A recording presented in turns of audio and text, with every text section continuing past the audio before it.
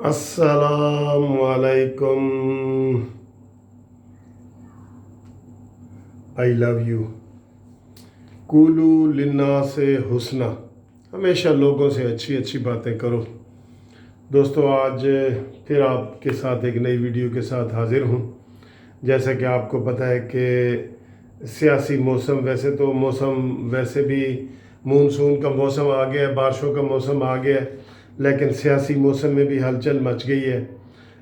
कल मैंने आपको बताया था कि मौलाना फजल रहमान साहब ने हर सूबे में एक जो है वो APC बुलाई है और फिर मरकज़ी APC होगी।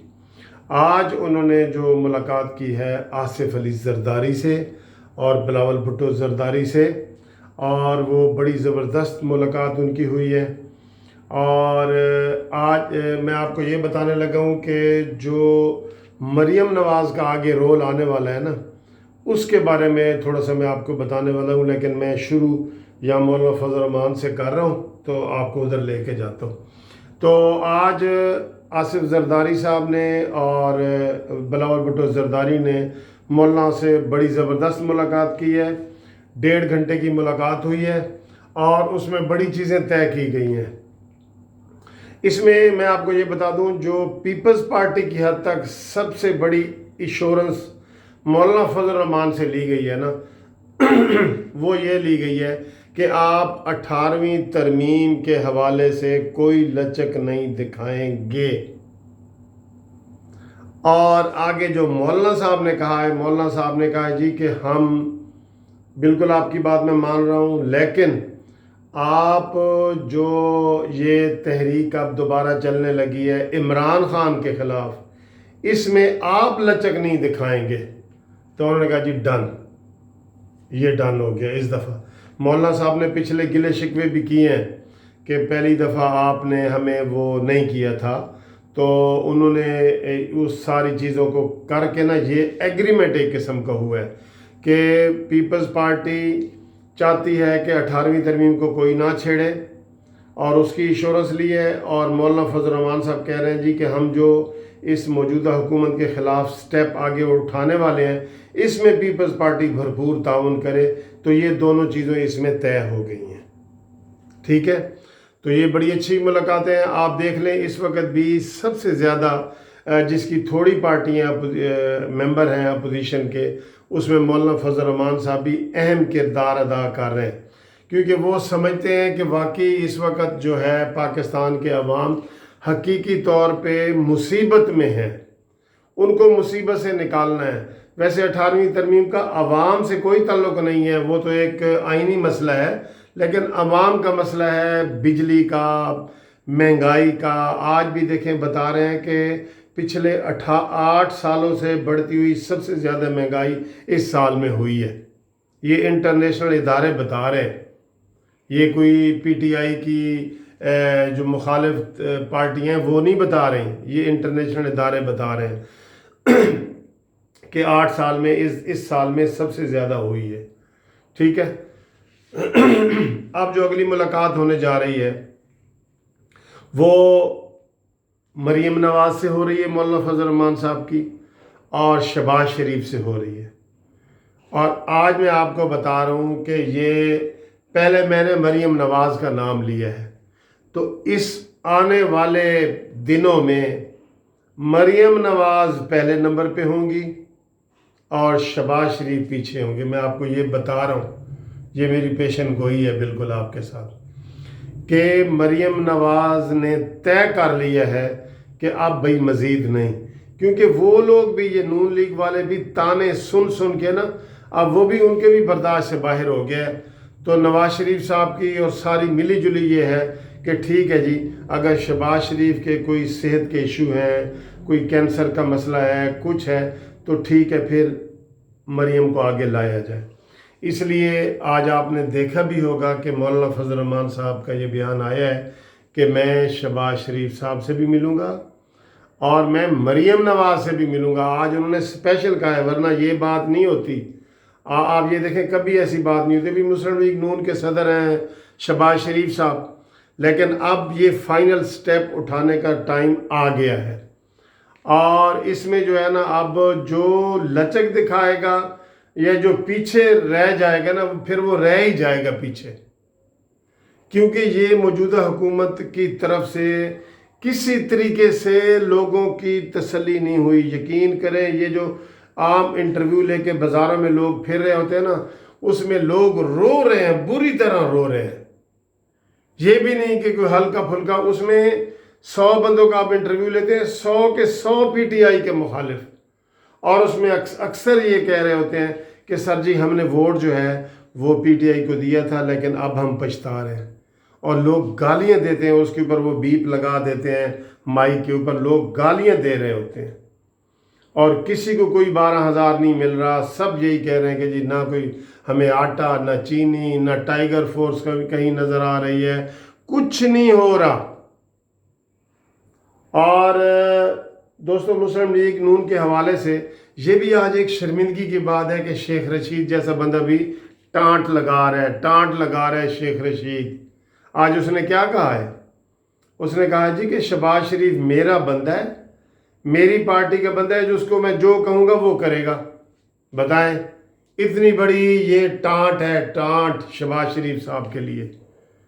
اور اس نے شیخ رشید نے کہا ہے کہ اپوزیشن میں کوئی دم نہیں ہے، کوئی دم نہیں ہے اپوزیشن میں۔ اب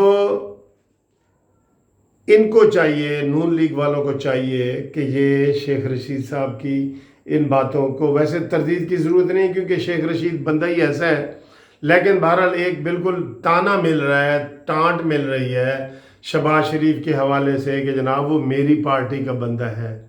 میری پارٹی کا مراد سمجھتے ہیں نا، شیخ رشید اپنے آپ کو کیا کہتا ہے کہ میں جی ایچ کیو کا ہوں، تو اس نے آج شہباز شریف صاحب کو بھی کہہ دیا ہے کہ یہ میری پارٹی کا ہے، اس کا مطلب جی ایچ کیو ہے۔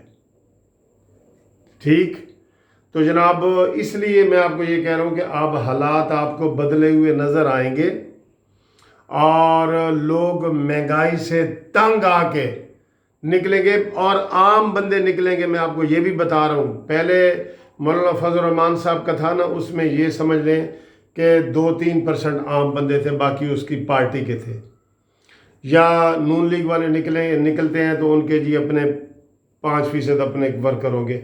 اس دفعہ جو لوگ آئیں گے نا، اس دفعہ جو لوگ آئیں گے وہ عام لوگ آئیں گے، ریڑی والے آئیں گے، سائیکل والے آئیں گے، ٹانگے والے آئیں گے، مزدور آئیں گے، سٹوڈنٹ آئیں گے، کیونکہ کہیں بھی خیر کی خبر نہیں ہے۔ تو یہ اے پی سی کے بھی آپ کو میں نے بتایا کہ وہ بھی اس میں آگے ہے، اس میں بھی مریم نواز صاحبہ شرکت کریں گی۔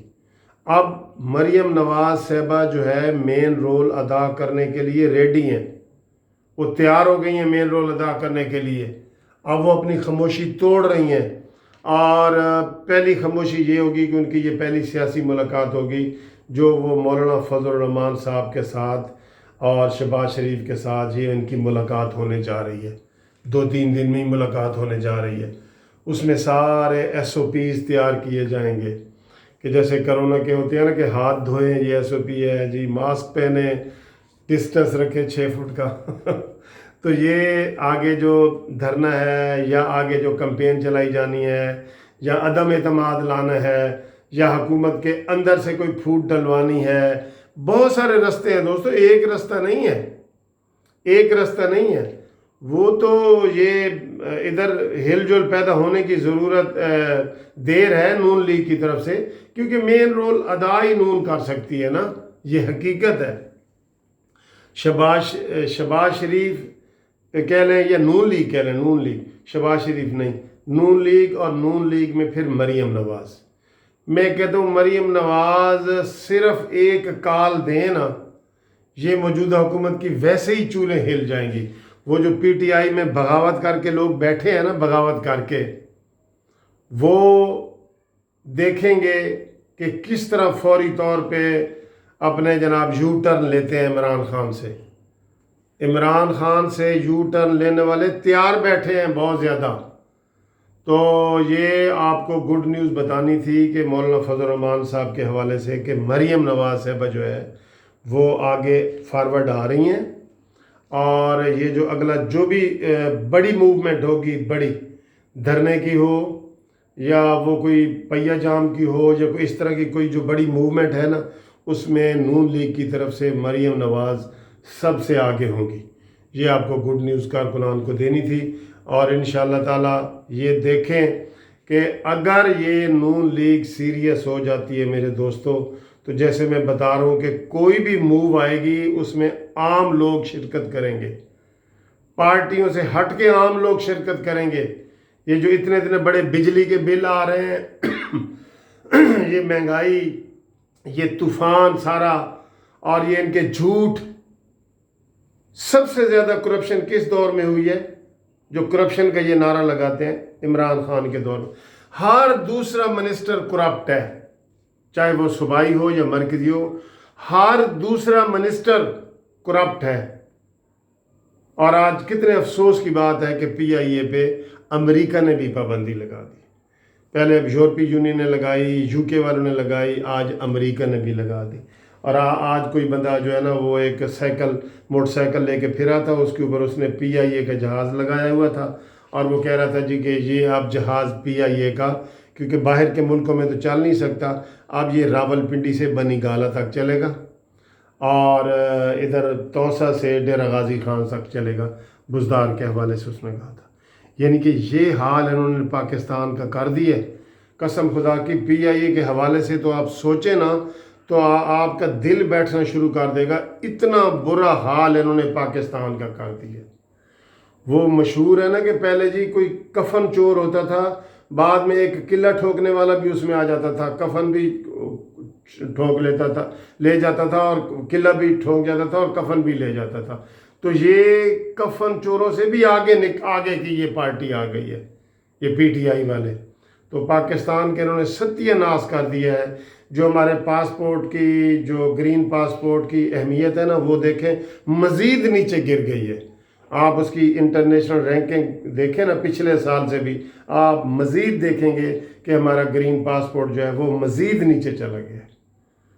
اب ہم باہر جب یہ کھلیں گی ساری فلائٹیں وغیرہ جائیں گے، تو گرین پاسپورٹ والا کے ساتھ اگر پہلے 50% لوگ انکوائری کرتے تھے نا، اب 100% کریں گے، اتنے حالات خطرناک ہو گئے ہیں۔ تو بہرحال یہ مریم نواز کا آنا خوش آئند ہے، اور یہ انشاءاللہ پھر جب یہ میدان میں نکلیں گی تو پھر انشاءاللہ دیکھیں گے کہ لوگ کتنے آندھی اور طوفان کی طرح، اور جو سونامی کی طرح، اس کے اپنے لفظ استعمال کروں عمران کے، کہ لوگ سونامی کی طرح باہر نکلیں گے اور ان کو خس و خاشاک کی طرح بہا کر لے جائیں گے۔ ویسے تو جوید ہاشمی نے بھی کہا ہے کہ جناب خونی انقلاب آنے والا ہے۔